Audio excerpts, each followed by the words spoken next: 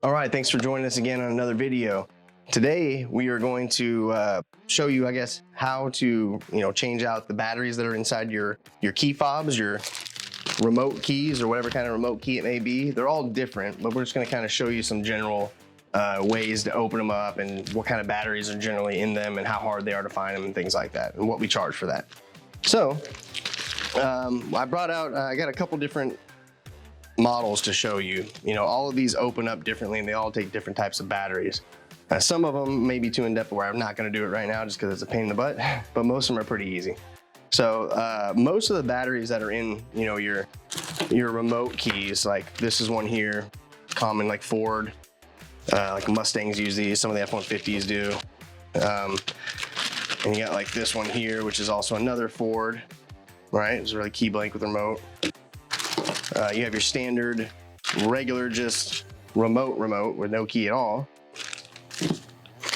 And there's another one, same thing, but just different style, more of the newer Chevy style. Kind of like the older Chevy, newer Chevy, older Ford, newer Ford. We got a Nissan one here as well. Usually has a key that slips in there, but it's not needed for this demo. There's a Nissan one. And then we got a different Toyota one here. So you got a good variety of remotes here. Some Chevys, a Nissan, Toyota, and some Fords. So, and I got my box of batteries right here. I put it out here. We charge $7 to swap out a battery and a remote for a customer. Sometimes if it's like we're really having to open this thing and crank on it, we'll just tell the customer, hey, we don't feel safe doing this. So if you want to get into it, it's fine. And then we'll replace the battery for you, because some of these, man, I don't think any of the ones I have here, but sometimes you'll get an aftermarket remote or something that's just a little different, or something you don't see every day, and some of them just become a pain in the butt to get out. But most of them are fairly easy. Okay, so we're gonna go ahead and start with this Chevy remote right here. If you just look around the edges of most of them, you'll see like a little extra gap, or they make it where you can get in there. So generally you have the seam all the way around it. Yeah, you can pry at the seam and mess it up, bend it a little bit, but it won't mess it up too bad. But they also, like this particular one, put a little slot right there. So I'm gonna see if I pry on that, if it, ironically, that slot doesn't make sense that it's there. But, oh wow, look at that. Opens up different than I thought. So this one has a slot right there. Most of them you would think you open on the seam and you pop them open. That's how I'm used to doing it. So I was gonna start popping open that way. But I saw this little divot right here and I was like, well, let me see what that does. And right away, it's because it's an aftermarket, it does it a little differently. So that opens up, simple, you can see. And inside, the most common battery that are in these is the CR2032, little button cell battery. These are a 3-volt battery. So it says 3V on it, you'll see it there. This is the 2032, CR2032, the most common one, but there's many different ones. You've got, 2450s, 2025s, 2016s, 1620s. I mean, there's all kinds of 1620s, 2016, yeah. So there's probably 6 or 7 different sizes, but the CR2032 is by far the most popular. I mean, it's very simple. You slide it back in the way that it shows in the picture right there, what positive side, up or down. Take this right here and pop it right back on. So that's good to go. Very simple.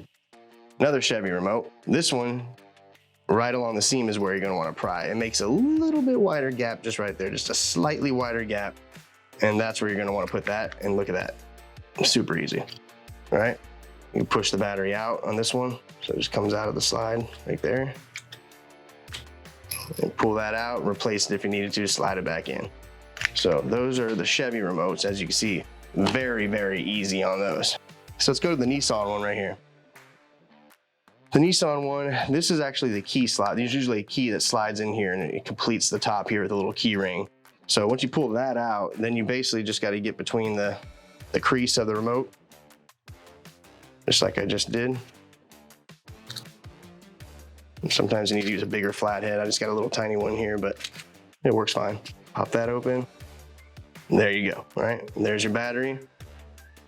Tells you right there, positive or negative, up or down in the picture, which you might not be able to see, but it's right there. And then pop that battery out. What do you know? 2032. They're all 2032s pretty much. Pop that back in, put it back together. Mission accomplished. Next thing, we have a Toyota remote. this one, remote key, sorry, has a slot right there. Not all of them do, but this one does. So I'll stick that in there. You just kind of turn it sideways a little bit. It'll give you a little bit of a gap. Sometimes you have to kind of go down the seam and just kind of stick it in, turn, stick it in, turn. This one popped right open. Take the cap off. See, this one has buttons that fall out as well. So some of them will come out like this and you have little buttons in your hand. So this is where the actual battery is in. So then when you go to put it back on, you have to go in here and put your buttons in the correct spot that they were before. Just let them sit in a little divot, which I'll go ahead and take care of that right now. That's your lock. Oops, wrong way. Let's set these all down. I'll flip them all over first. Panic. And you can see what shape fits into what and go from there. Here we go. Let me do this. All right. So that would be locked. And just rest right in that little divot. We might speed this up here in a second because some of this can get tedious. Yeah, this one wants to go under it. There you go. Now that's in place. Then I'll put the top one in place. You can be careful not to lose these as well. There's sometimes the aftermarket ones especially will have a lot of little pieces like this. Putting it back together little by little.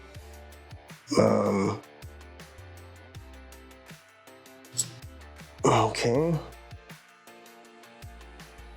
This needs to go, that's the hold button. So that should go right there. And on these buttons, I have like a lip that goes under and then the rest of it falls in. So down with the lip, then it falls in. So you just gotta pay close attention to all the little grooves and things to see exactly how they sit in there. Here comes the last one. Groove first. Oh, it's back in just the way we had it. So I'm gonna leave that just like that. So here's the battery compartment. You have a little rubber pad on it where the buttons were hitting. And on here you have two little clips you have to kind of pop open. So you just gotta be very careful because you're dealing with little tiny little plastic parts. And sometimes you can break them. So I'm gonna take this pad off and just put it just like that. It's right there, just like that. And I'm just getting behind this plastic here, pop this off.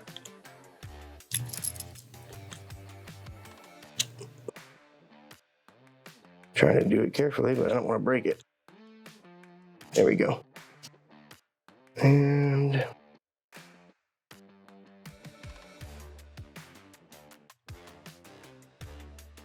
put it on silent, but somehow it magically rang.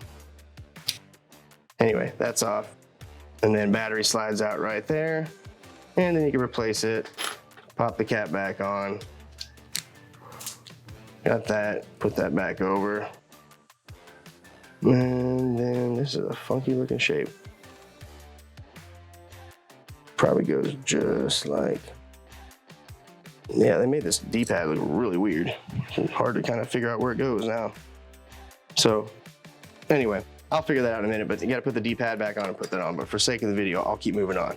Battery would have been swapped already. So then let's go into a Ford real quick. Ford right there in the corner. This is an aftermarket one, but it has a spot right there for you. So take that, turn it sideways.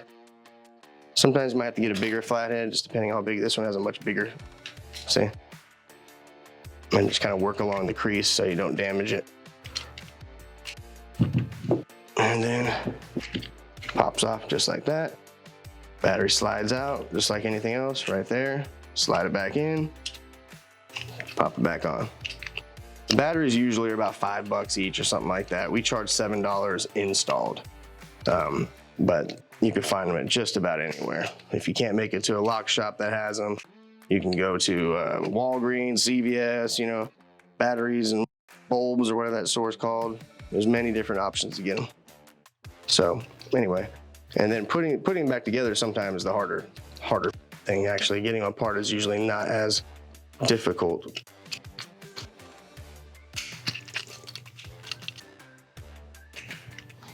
Okay, and that one is back together now.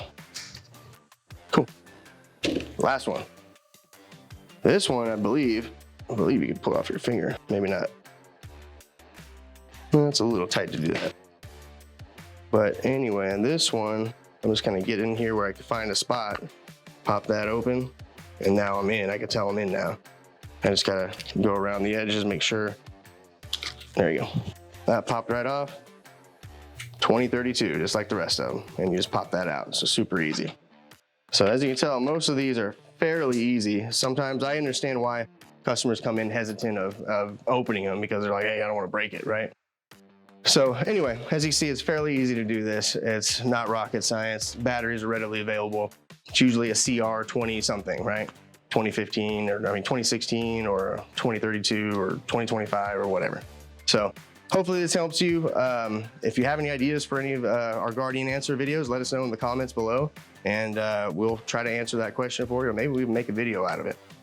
Thank you for tuning in. If you wouldn't mind hitting the subscribe button and the bell icon for notifications, we appreciate the support. And don't forget, we're on LinkedIn, Twitter, Instagram, Facebook, on all the social media platforms. We appreciate the support as always. Thanks for tuning in.